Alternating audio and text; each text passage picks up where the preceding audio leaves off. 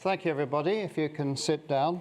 Welcome to Chatham House. My name is Alex Vines. I'm the Director for Africa at the Institute. I'm delighted today to be hosting this meeting on service delivery and policy alternatives with Senator Rabiu Kwankwaso. As you know, he's the leader of the New Nigeria People's Party and former governor of Kano State. His bio is long and accomplished, and we've put it online. And in the invitation also to you, you'll find that information. As you all know, this is a series that Chatham House has been hosting in the run-up to the Nigerian elections that are going to be occurring next month. We've had the Speaker of the House, a representative of Nigeria, speaking here. In December, we had Bola Ahmed Tinubu speaking. This week, we had Peter Obi, the presidential candidate for the Labour Party, and we had Professor Yakubu yesterday here, the chairman of the Independent National Electoral Commission, presenting on his umpiring and his institution, how it's prepared for the elections. So we do have one invitation outstanding, which is to Mr. Atiku.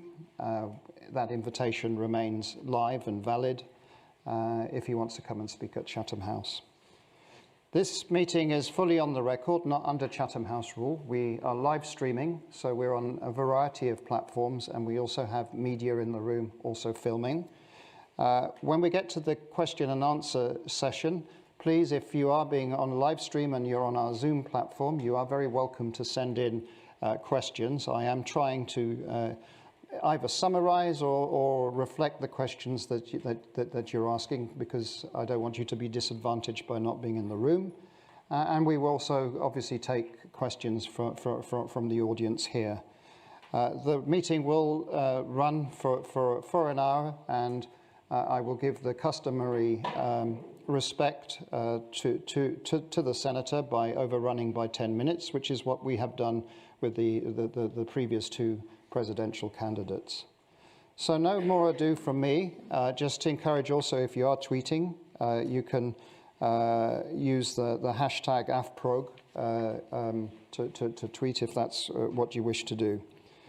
I don't want to say anything more, except once more say how grateful I am to Senator Kwankwaso for coming to Chatham House.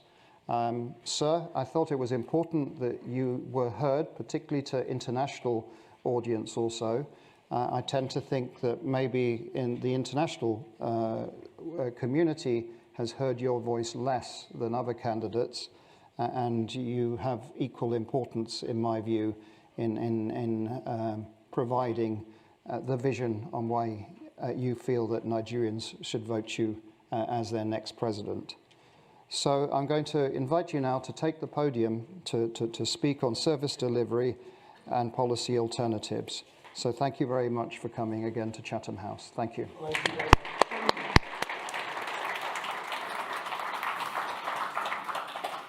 Thank you very much, Dr. Alex. Maybe the difference between me and the other candidates is that they are in the air. Other people were hearing their voices while we are on the ground. So thank you very much, Your Excellencies, distinguished ladies and gentlemen. Let me once again thank everybody here for coming. And let me begin by thanking the Royal Institute for organizing this event and for inviting me to interact with this global audience. Let me also thank the audience, both the Institute and the virtual ones, for your interest in the peace, unity, and prosperity of our country. Our country today is facing numerous challenges: insecurity, growing poverty, growing and uncontrolled inflation, growing unemployment and despondency, decaying infrastructure, high rate of maternal and neonatal death, collapsing education system, crisis in the healthcare services, very weak institutions, growing corruption and graft, unbelievable theft of crude oil and other mineral resources, and growing mistrust among the constituent communities of our country, etc., etc. We can point fingers at all sorts of factors allegedly responsible for our situation, from coronavirus to global economic recession, from Western powers to international capital, etc. But for me, we are where we are because of the mistakes and the wrong choices made by the very people entrusted with the business of governing Nigeria in the last 24 years. I am aspiring to become the next president of Nigeria because I understand the issues involved, the mistakes that were made, the wrong priorities that were set, and together with our team, we are better connected with the hopes and aspirations of the Nigerian citizens. We understand, agree with, and share grievances. And we have a plan, a practical plan to address each and every challenge bedeviling our country. My pledge to you, the RMK 2023 blueprint will soon be circulated, is a synopsis of my plans for our country when elected. And I implore you to pursue through the document, which for us serves as a social contract between me and Nigerian citizens. For today's discussion, I intend to provide policy alternatives and how we intend to improve services delivery in 4 core areas: the economy, human security, social issues, and deepening democracy. Although I will be open for engagement in other areas related to the Nigerian state, due to time limitation, I shall focus on these 4 areas. In designing all our policies and plans, we are guided, among numerous other things, by one important consideration: the future. Not only next 4 or 8 years, and not only next 1 or 2 decades. We look further, we think deeper. Remember, in less than 30 years to come, our country will be the 3rd most populous country in the world, with a population in excess of 400 million people in 2050. We'll overtake Pakistan, Brazil, Indonesia, and the USA. While we plan for today and tomorrow, we also have to think far ahead and start providing answers to some of these questions. How do we feed more than 400 million students? How do we educate them and make them productive for the global market? How do you provide housing and transportation infrastructure for them? How do you provide effective healthcare services to them? How do you provide employment for them? How do you provide uninterrupted power? How do you secure the country internally and externally? How do you maintain our mega cities, etc., etc.? The leaders that our country needs are not those that will come and do business as usual. We certainly do not need perfunctory leaders anymore. We need thoughtful leaders, selfless, competent, credible, objective, transparent, visionary, empathetic, and accountable. our economic plan. The main goals of our economic policy are macroeconomic stability, that is keeping inflation and economic output close to potential, low unemployment, robust economic growth, sound fiscal balance, sound balance of payments position, that's external position, and sound financial institutions. These will lead to higher incomes and better quality of life for the citizens. To achieve these goals, we have 7 policy agenda. 1, restoring fiscal discipline. 2, improving non-oil revenue through reforms in company income tax, value-added tax, as well as reforms in key revenue-generating agencies. 3, improving crude oil and gas production to OPEC target. 4, ensuring disciplined management float foreign exchange policy. 5, targeting inflation. 6, improving the climate for trade, investment, and business. 7, preventing corruption, wastages, and theft and of oil and other mineral resources. Fighting poverty and ensuring prosperity. Over 133 million Nigerians, according to the National Bureau of Statistics, NBS, are living in abject poverty. For a country generously endowed with human and material resources like Nigeria, this is totally unacceptable. We have a practical plan to confront and defeat poverty in Nigeria. A, we shall lift Nigerians from the poverty ditch through targeted poverty alleviation and poverty elimination strategies that ensure families at the bottom of the social ladder have access to food, clothing, quality education, basic health care, and basic housing needs.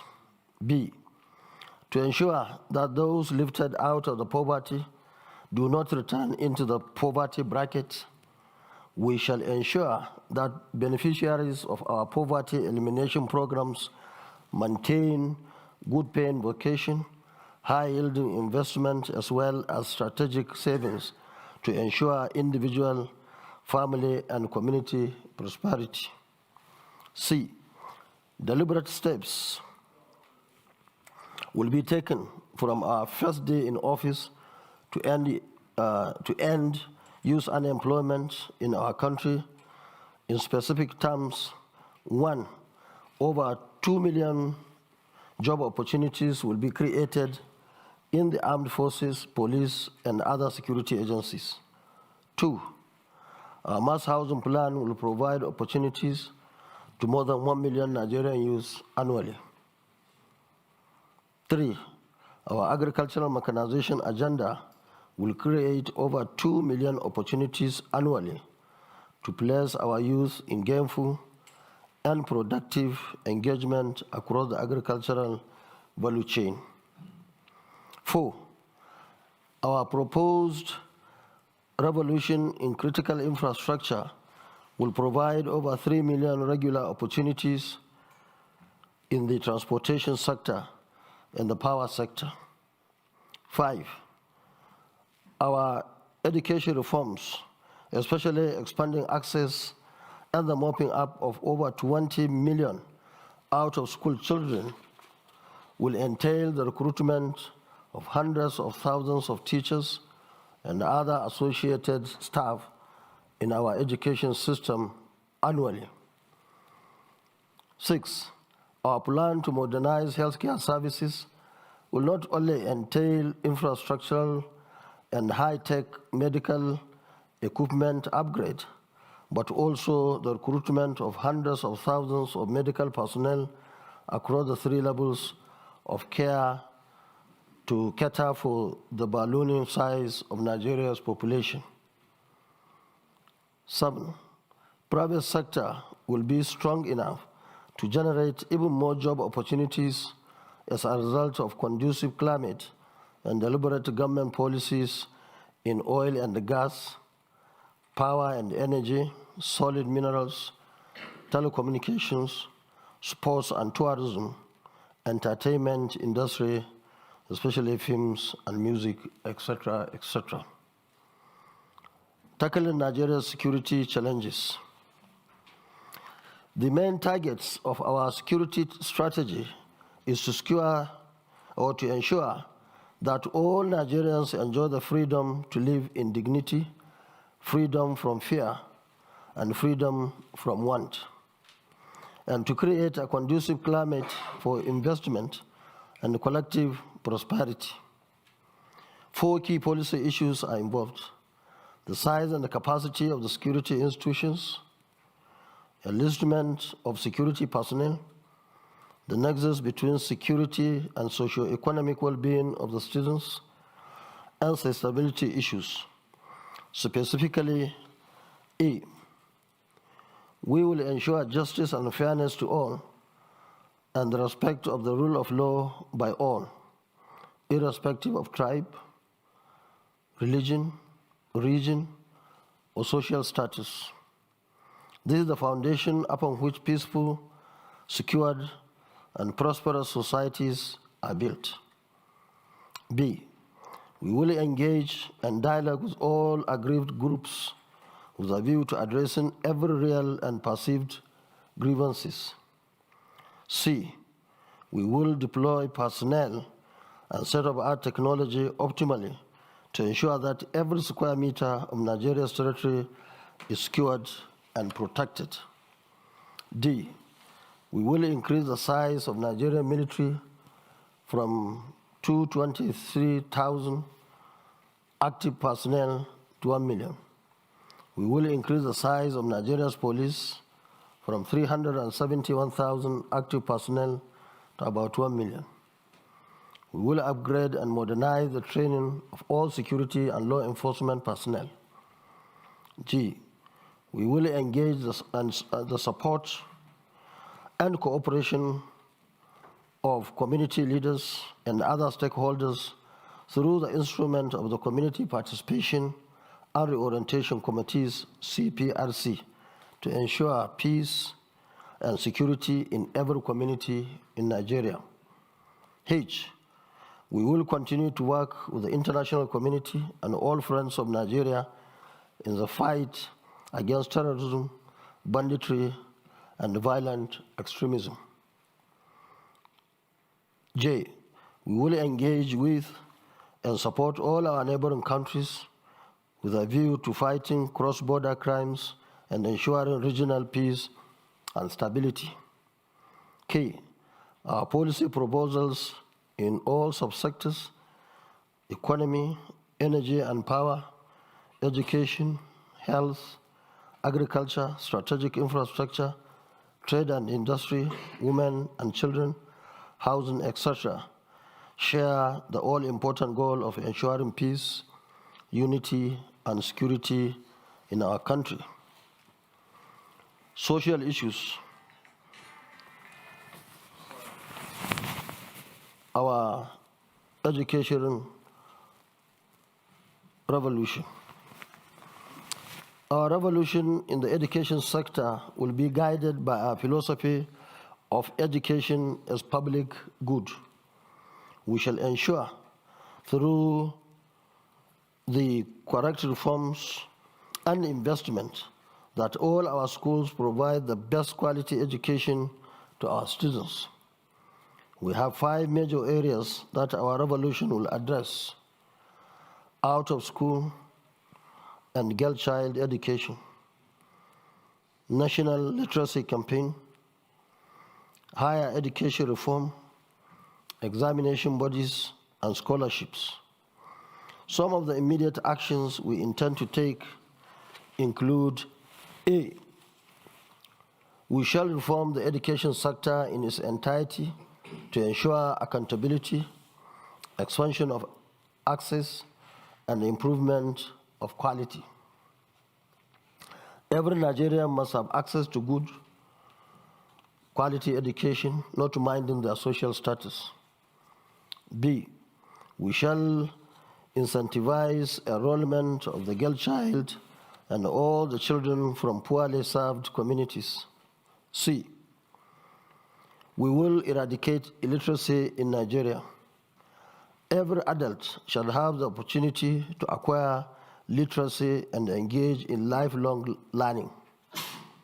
D, we will mop up the 20 million out-of-school children in Nigeria and get them enrolled in schools in the next 4 years. E, specifically, we will provide 500,000 classrooms across the states of the Federation to accommodate the over 20 million out-of-school children that we planned to mop up from the streets of Nigeria.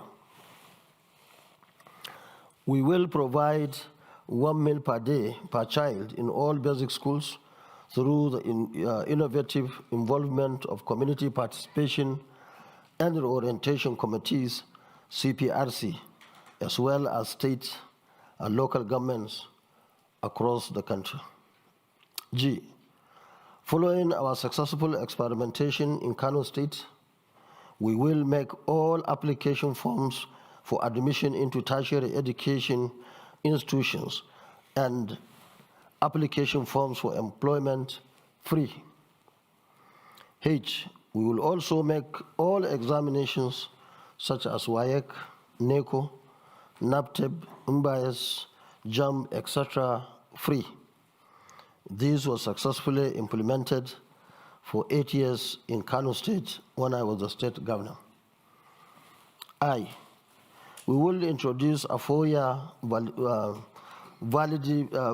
validity period for JAM examination results so that our children can use the same JAM results again to gain admission into our tertiary education institutions. J, we will upgrade and expand all our universities, polytechnics, and the colleges of education and raise their standard to global competitiveness.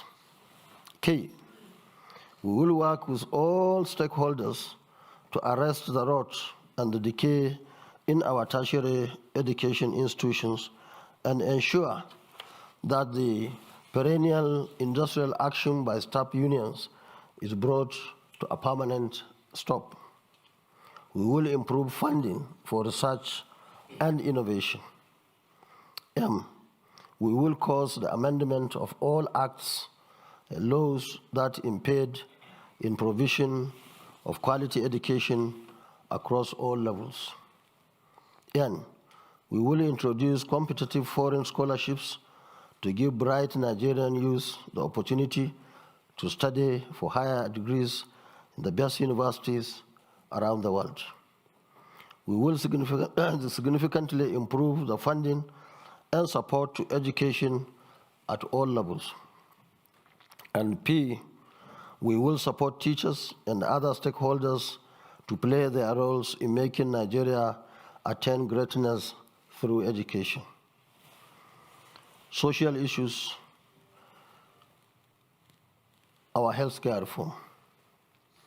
Nigeria, like other developing countries, has its share of health problems. Communicable and infectious diseases remain the major health problem in the country, while contemporary demographic transition ushers in a range of non-communicable diseases too. These diseases lead to devastating morbidities and mortalities and have significant socio-economic impact on the country. The top among the diseases are malaria, lower respiratory infections, HIV/AIDS, diarrheal diseases, road injuries, protein energy, malnutrition, cancer, meningitis, stroke, hypertension, obesity, sickle cell diseases, and tuberculosis. Notably, malaria remains the foremost killer disease in Nigeria, accounting for over 25% of under 5 mortality, 30% childhood mortality, and 11% maternal mortality. With about 3.4 million Nigerians living with HIV, the country also had the second highest HIV burden in the world, accounting to more than 9% of the global burden. The morbidity and mortality coming from these preventable conditions take their roots in inadequacy, inaccessibility of quality health care, poor sanitation and hygiene, poor vector control, poor maternal, neonatal, infant, child, adolescent, and elderly care system. Other causes include corruption, drug and substance abuse, alcohol abuse, malnutrition, lack of access to safe drinking water, environmental pollution, poor road maintenance, poor healthcare facilities, and poor healthcare worker remuneration and training, among others.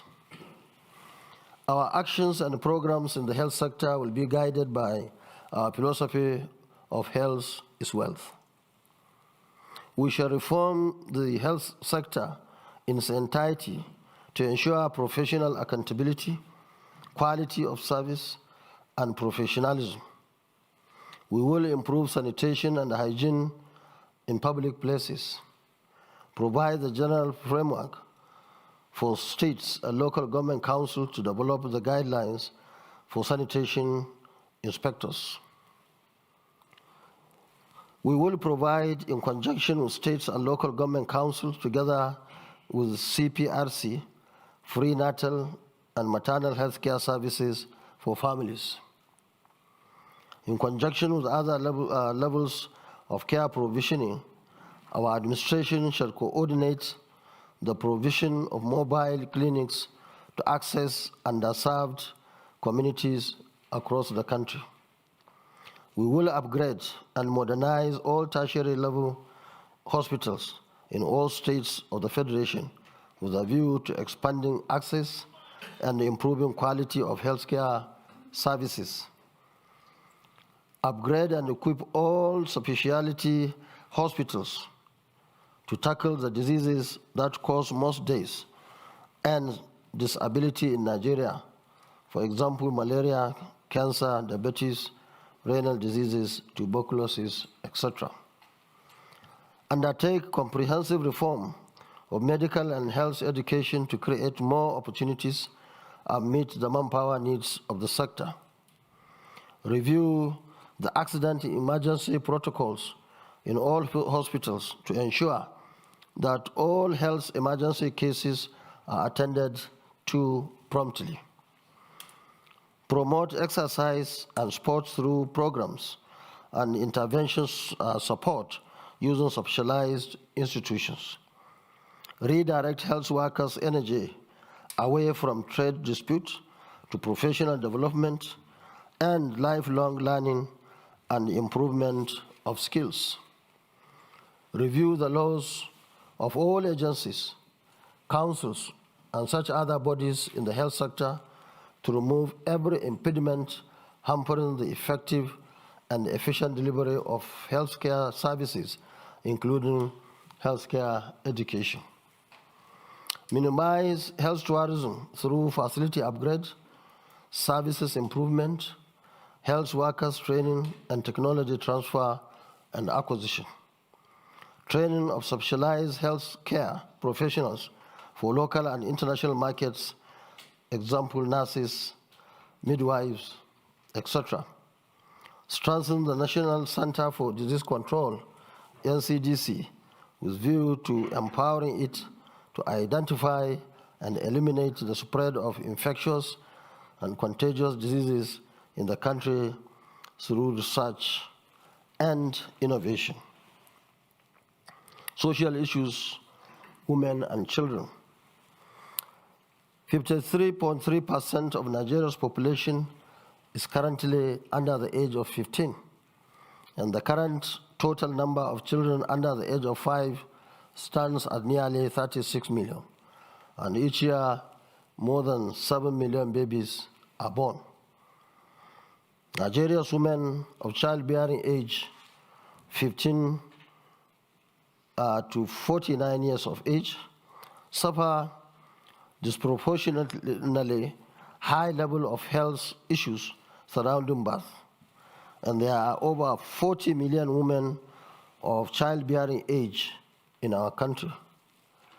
While the country represents about 2.8% of the world's population, it currently contributes more than 10% of global deaths for pregnant mothers.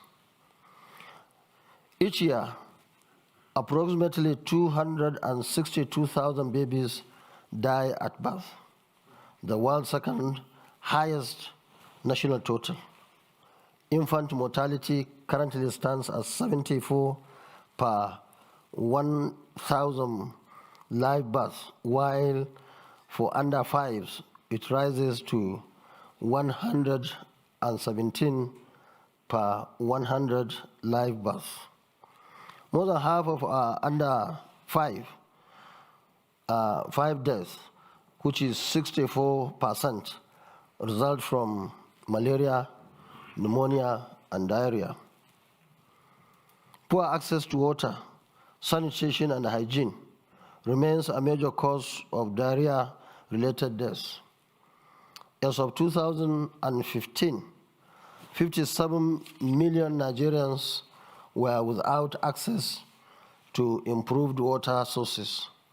Sir, 5 more minutes. We have lots of questions coming in. I don't want the audience to not have their opportunity. Yes, okay.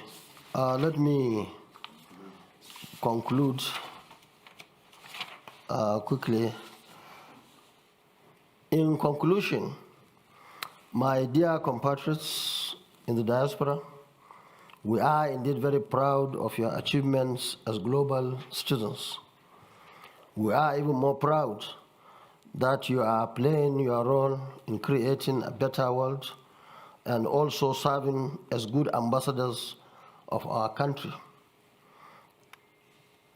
Let me assure you that when eventually the NNPP is voted into power and I become president of Nigeria, we shall create an irresistible condition and make our country so attractive as a destination for businesses and career aspiration that majority of you will be attracted to better opportunities at home.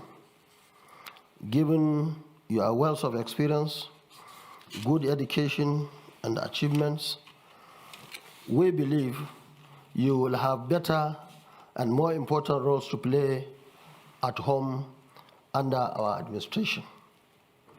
And for those that have made the host countries their home, we pledge to you today that our administration will work towards ensuring that Nigerians in diaspora are given the opportunity to exercise their civic responsibility and vote in all general elections. Before I conclude this brief paper, let me say that our incoming NNPP administration will honor all our international obligations related to climate action, trade and investment, fight against terrorism and violent extremism, drug and human trafficking, as well as honor all conventions and agreements that our country is signatory to. While thanking the UK government for the numerous support and assistance being extended to our country, both directly and through a number of development partners, while appreciating the good work that numerous UK businesses in Nigeria are doing to build our economy, our incoming administration will work deliberately to strengthen the Nigeria-UK relations post-Brexit, expand businesses opportunities, and create business climate that will make Nigeria a more attractive destination for investors.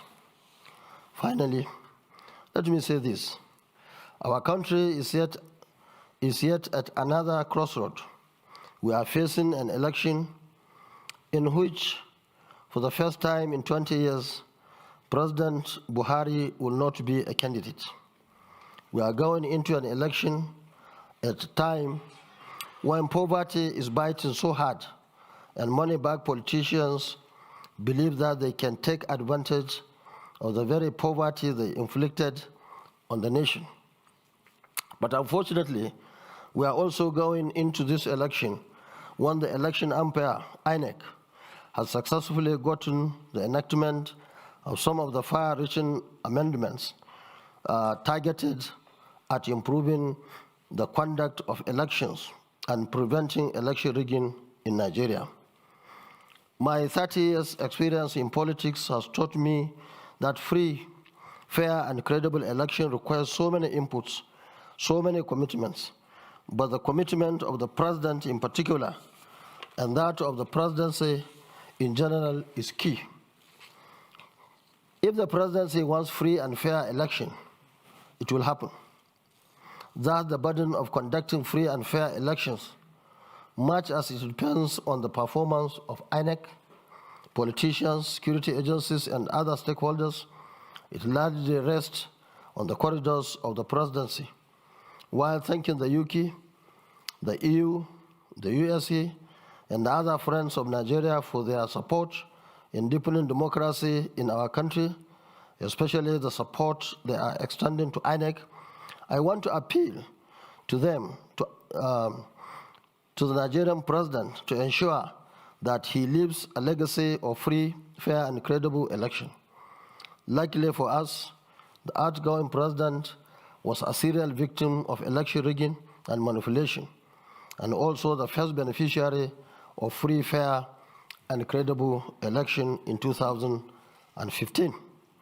We are also aware that some anti-democratic forces are scheming to hide behind the possibility of a second ballot in the presidential election as speculated by INEC to derail our democracy.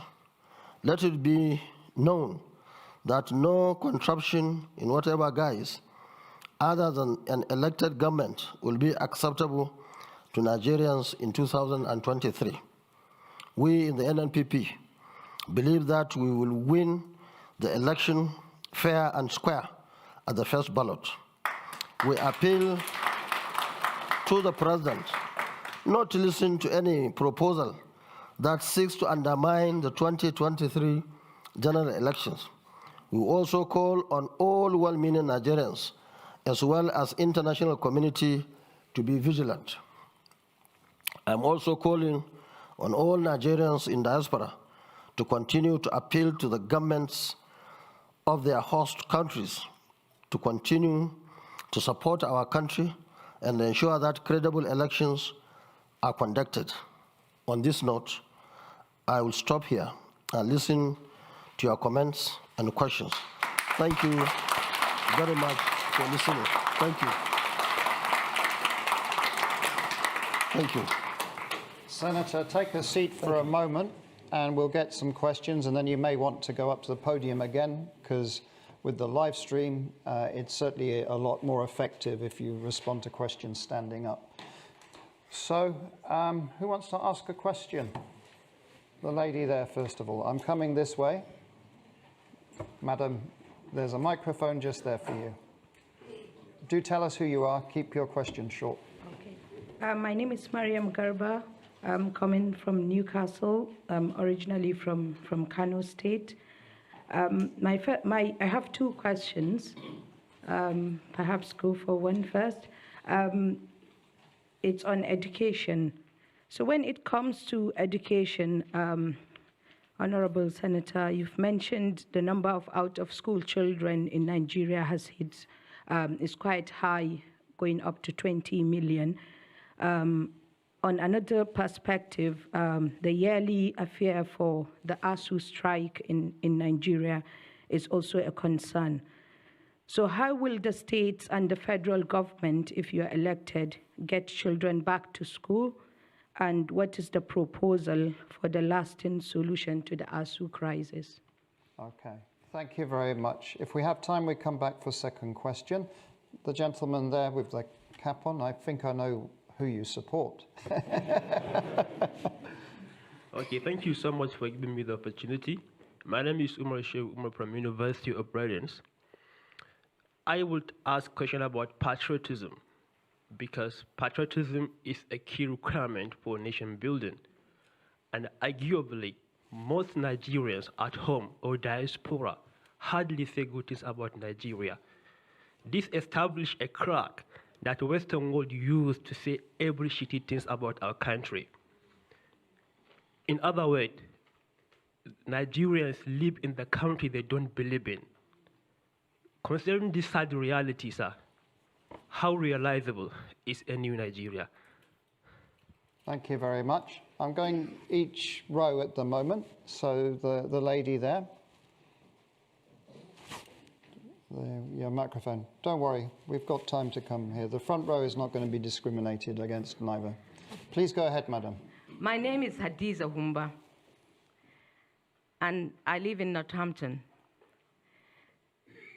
Your Excellency, sir, the incumbent president of Nigeria had the best chance and probably some of the best policies to break a record by turning Nigeria around.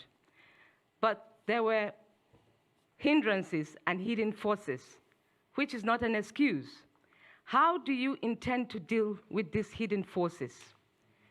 Also, the orientation, Nigerians are heartbroken. How do you intend to make them believe in the system?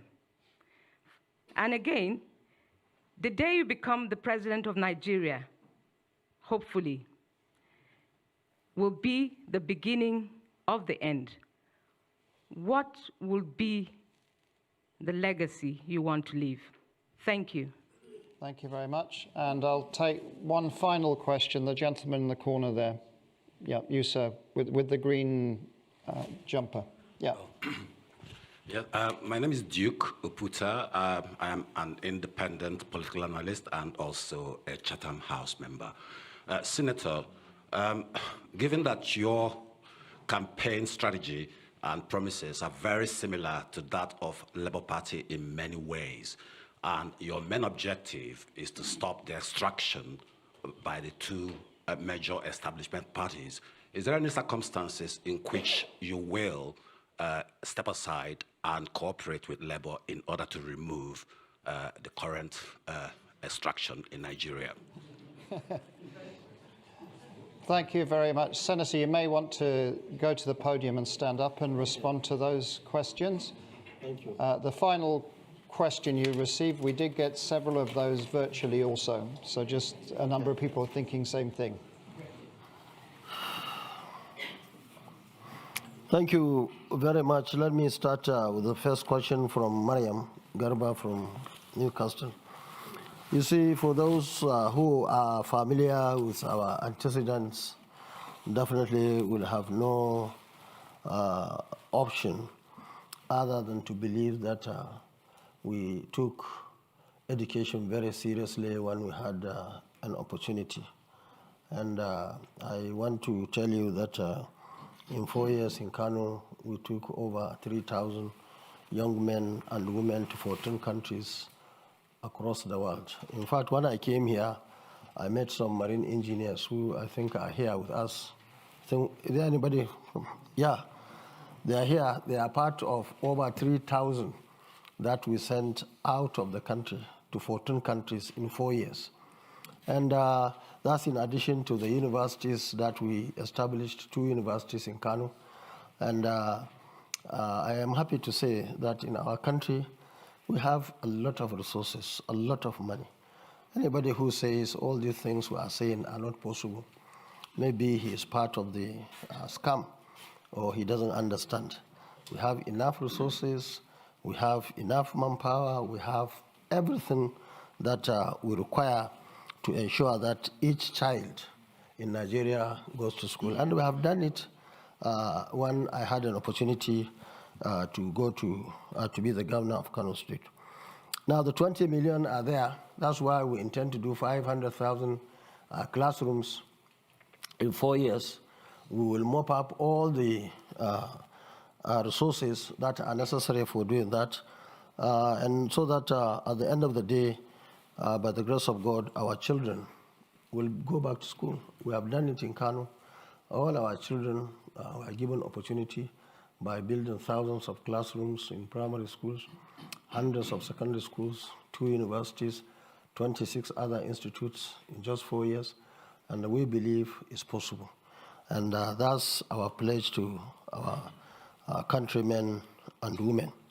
So the other question on patriotism, you see, some of the issues that we have is that, unfortunately, our leaders were not able to bring everybody on board. We are not able really to convince people that there is good leadership and people are benefiting.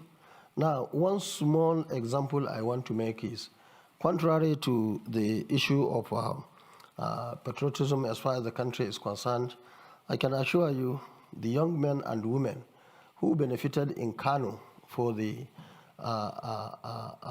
4 years or 8 years I was governor are very patriotic to the state, to the country, and even to our movement, very much committed to that. So that means if we have good leadership, that can bring everybody together. I have no doubt in my mind that Nigerians will be patriotic, and in fact more patriotic than many countries that we see today and think they are patriotic. So we will provide the leadership necessary for everybody to be carried along and ensure that everybody is committed to the project and Nigeria.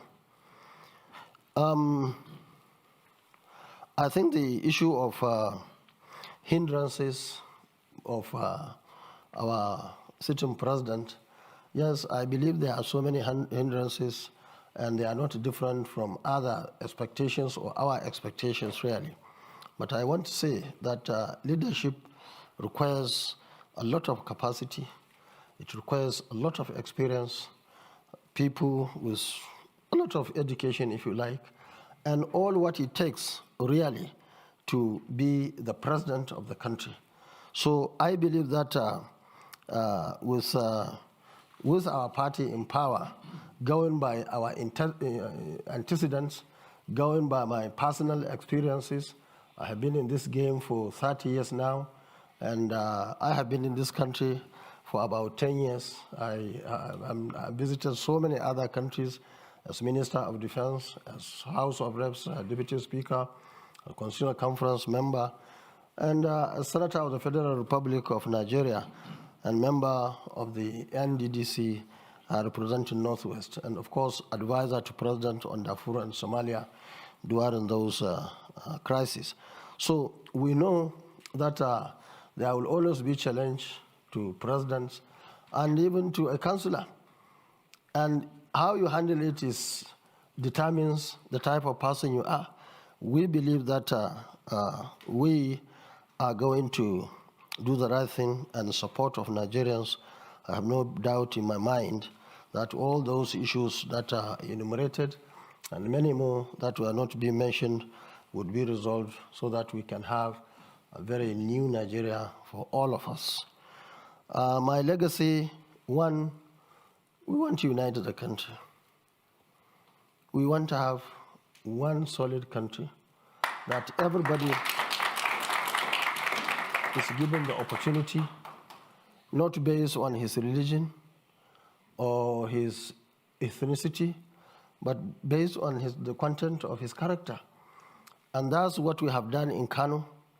That's why everybody, even the biggest enemy, believes that we are very strong in Kano, we are very strong in northern Nigeria today in terms of support, because these are the people who actually know us, know what we stand for, know our capacity, and that's why we are so happy today that what we have sown over the years, I mean, this is the time to repeat. So the issue of legacy, we want to have a united Nigeria, a Nigeria that will not go through all this issue of insecurity, the issue of economy, the issue of education and so on and so forth, especially the issue of ASU that was being mentioned now. ASU and NNPP, we are on the same page. We are working in direction. In fact, I'm happy to say that when I was governor in Kano, there was a time ASU was going on strike, but Kano branch had to take permission not to join them because they believe that we are doing the right thing. And that right thing will continue when we have the opportunity to bring everybody on board so that, as I mentioned in my speech, we don't have to have or witness ASU or other unions going on unnecessary strike. The issue of labor, you see, that's the problem we have. The gentleman who stood up there, I'm sure he comes from a particular group or a region without even asking him, just because you saw, if you have a party which is based on ethnicity and religion, that's the difference between Labour Party and, of course, our party, which is a national party, New Nigeria People's Party. Now, we want, please, you see, while we are accusing leaders of being one thing or the other negative, I think the followers also must learn how to be Nigerians, not coming from one part of the country. Let me say that I was one of those initially wanting to work together with Labour Party. But unfortunately, at that time, Labour Party was under very serious media hype, and therefore they could not see reason. And you still not see reason that I will withdraw. I wish you didn't go to that extent. You would have said that to work with Labour or to work with APC or PDP. That would have been more responsible. But you cannot come to London. Maybe people who are here don't even know what is happening. And I want to say that our party, NNPP, is the only growing party in Nigeria today. We have seen the maximum any party, especially the party you mentioned, Labour, to us is like Andrew's Labour salt. Just came, prrr, now it's coming down. That's the reality. Just take note of it. And of course, NNPP, our party, is the only party that is now getting support. Forget about big people who are the actual problem of our country. But supporters at grassroots level, we are the only party today. And mark you, we have succeeded in locking northern Nigeria today in terms of votes, in terms of support. Now we are working in the southern part of the country. And for us, the difference between north and south is that north know us more than southern part of the country. If you are from the north, I'm sure you wouldn't have made that statement for Kwankwaso to withdraw for Labour Party. You should go and look at my credentials, my brother. I am a PhD holder in civil engineering. And check your candidate, what he has. I have been in the system for over 30 years now. I have been a civil servant for 17 years. I wasn't a trader, civil servant for 17 years.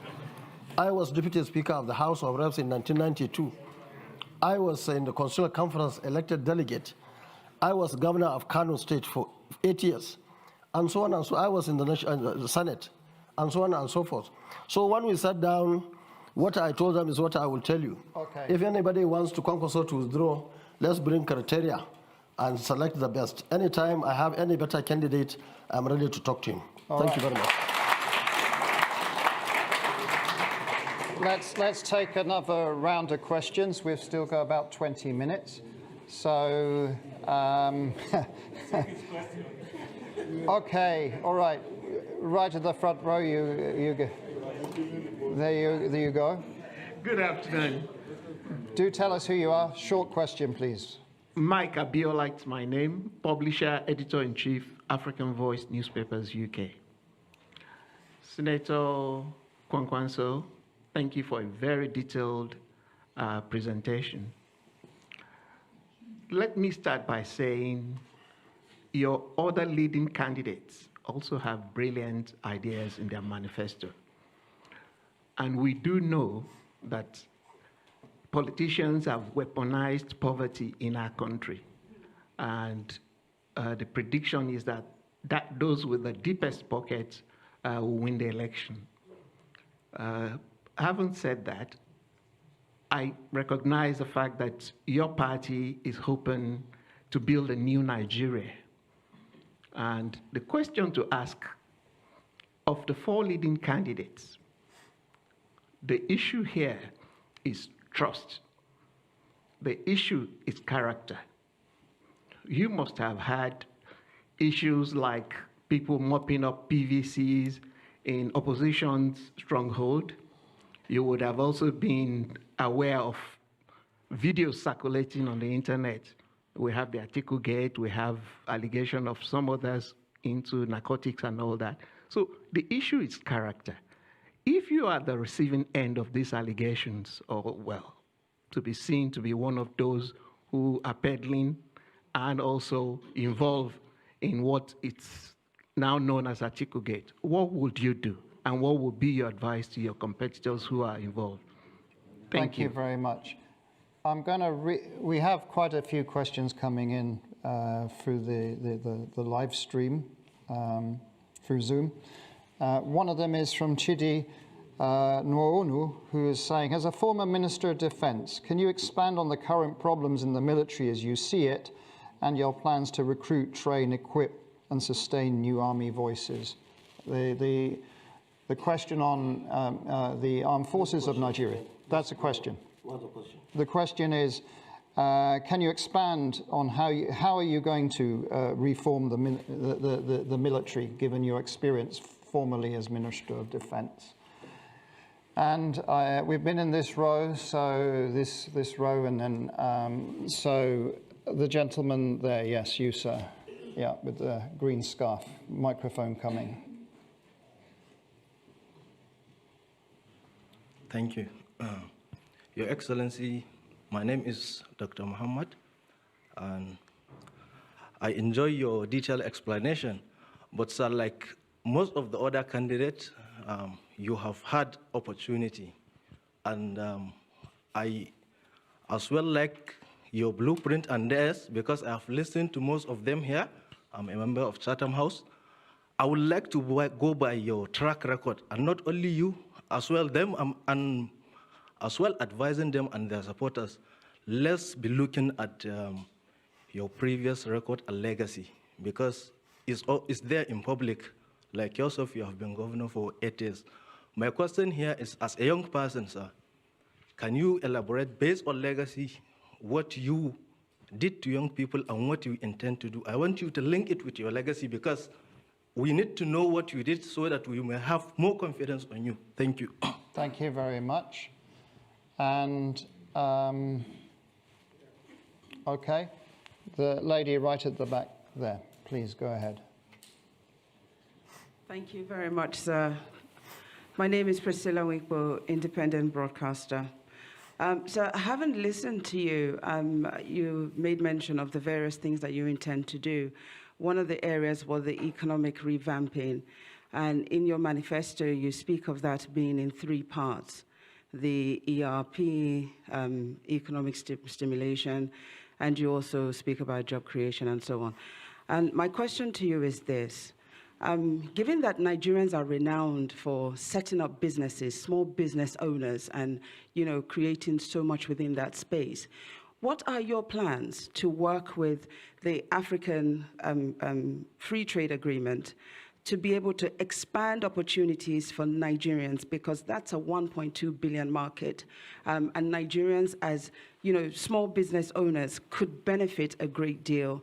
We would like to know, sir, what you will do to help them, not only financially, because we know that our financial sector is terrible for business owners. Banks, the loans that are provided are terrible. So please, can you expand on that, what you will do for business owners in Nigeria? Thank you. Thank you very much. Senator, there's plenty on your plate there. The way I'm looking at the clock, we'll have probably one more round after this. Okay. Go ahead, please.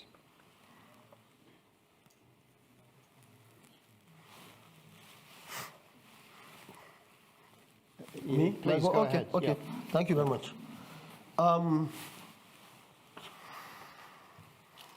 Mike, let me thank you for mentioning this issue of money, deep pockets.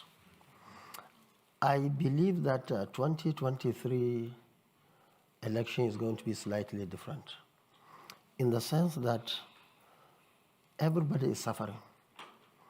Everybody has seen the consequences of collecting money. That is on one hand. On the other hand, these people with deep pockets have made people so poor to the extent that even good food, hot meal, is enough to make them crazy. That's the talakawas, the poor people. But I have gone around the country. I have only one state now to visit in the south. Otherwise, I went there 3, 4, 5 times by road, going towards local governments and so on. So I believe that people, the masses of Nigeria, are very committed. Our fear now is more of INEC and other stakeholders, because we have seen what happened in the past. And most of these issues are centered around the villa and the president, not necessarily this president, the ones before inclusive. And as long as the center, the leadership in Abuja will convince themselves to allow the people to go and vote, I have no doubt in my mind we are going to have free, fair, and credible election. And for me, I have not seen any reason why General Buhari will not allow that to happen, because probably it's one of the only or few legacies that he will leave behind. He has been the biggest beneficiary. When we were promoting him in 2015, we were in opposition. Many things happened, and he became president, despite the fact that he had experience on the other side when he had issues with the stakeholders in conducting election. So we believe that this election is going to be different, and I believe that we'll continue to talk to the people, and the issue of character and trust is very important, and that is our strength. I have been a civil servant for 17 years before joining politics, now 30 years, and I'm happy. I'm still standing here talking to you, and I think that's the best anybody can think of doing. That's the best anywhere, even in this country, to stand in the field for almost how many decades now? If you like 3 or 5 decades, and you are still your integrity is still solid, and I am not sure if there is anybody who can stand up among the leading candidates or even all the candidates and say the same. If you say you'll fight corruption, or you'll fight drugs, you'll fight this, you'll fight that, you can't give what you don't have. And people can come and say whatever here for either local or international audience. But the fact remains, our records are there. And if you don't know, I don't know whether in politics, but anybody in politics will tell you that if you don't know what your grandmother has done before you are born, join politics. They will tell you what she has done. So we are so happy about that. The wanting, I'm so happy I'm not being found wanting. So far, so good. And we have seen the advantage of that. We can only do better in the future. Even those who found themselves in the trap in terms of corruption, in terms of drugs, in terms of all sorts of things, probably given the chance again, they will do it differently. But I'm so happy that right from those days, we stood on the side of the truth. So I have not been found wanting. This question should go to those who are found wanting to answer. The issue of military, the issue of security, I think that's my biggest strength. I have been the Minister of Defense and advisor to President Ondafur in Somalia for 4 years during Obasanjo regime. And during that time, we are not even talking of Nigeria. We are talking of what was happening in other parts of Africa because we are concerned. And that's why our military were in Liberia, in Sierra Leone, in Darfur. I visited them many times. I had discussions with the leaders in those countries. The confidence that they had in Nigerian military was unbelievable. And so also in Nigeria, these are people who are well committed, professionals, well feared by the opponents or enemies. And these are the military that we are talking of bringing back. Now we don't even know. I don't know. I belong to the expanded family of military. I don't know what is happening in Nigeria now. But all I know is everything will revolve around what we call political will. If there is no political will, nothing will work. And I think that's what is affecting our young men and women in the military today. So as former Minister of Defense, Chief Security Officer in Kano, I was in the NDDC. In fact, I left NDDC because of corruption. So many things were happening. I told the President at that time he was not happy. Later he realized NDDC was in a mess. And unless something is done, they will continue to do so. And in Nigeria, we have to have the reward system and even punishment system. Now everything goes now. If you take, nobody will call you. In Kano, when I was in government, nobody, I can tell you, will go out there and touch 1 naira. And that's why for 8 years I was governor. I'm so happy that for those 8 years we did not borrow 1 kobo, 1 naira we did not borrow. All what I did in Kano was done with the state resources. And that's why some people wonder here I will do 500,000 classrooms and see where I will get the money. Don't forget, right as we are sitting or standing here, instead of 2.2 million barrels of oil, we are producing just 1 million, 1.2, 1.1. Where are the remaining? Stolen by some people. Where are the people? Who are the people? And that's why we have to stop that. The fighting in south, northwest, even in northeast, is mainly because of mineral resources. People are stealing it from Nigeria and from outside Nigeria. You will only see helicopters picking gold and other resources. That got to stop. All these assets must be taken over by government and be utilized for all of us. And that is what we stand for in Nigeria. So the young men and women, I can assure you, and I'm sure you know it, the gentleman who asked that question, I'm sure he knows, because our biggest support is from the young men and women. In Kano, we took education seriously. 2 years before I left government, there was nobody in Kano who had university qualification that did not go to university. In fact, our universities, 2 universities, I don't want to use we established. We're not even getting students from Kano. And our agenda, unlike what people were insinuating here, was Kano residents, not Kano indigenous. There are so many people who benefited from southeast, southwest, south-south. When I went southeast now, I brought so many people, Igbo, who don't even speak Hausa, but they are all over the world under our scholarship. Because your home is where you live, is not where you necessarily born. And I am happy to say I started politics from being Deputy Speaker House of Reps in 1992. I was not a local government chairman. I was not a champion. I was at national level. I was not even minority or majority leader. Deputy Speaker of the House of Reps, who was a presiding officer of that house. So that's how I started. And along the line, I had all opportunities to be everywhere in the country.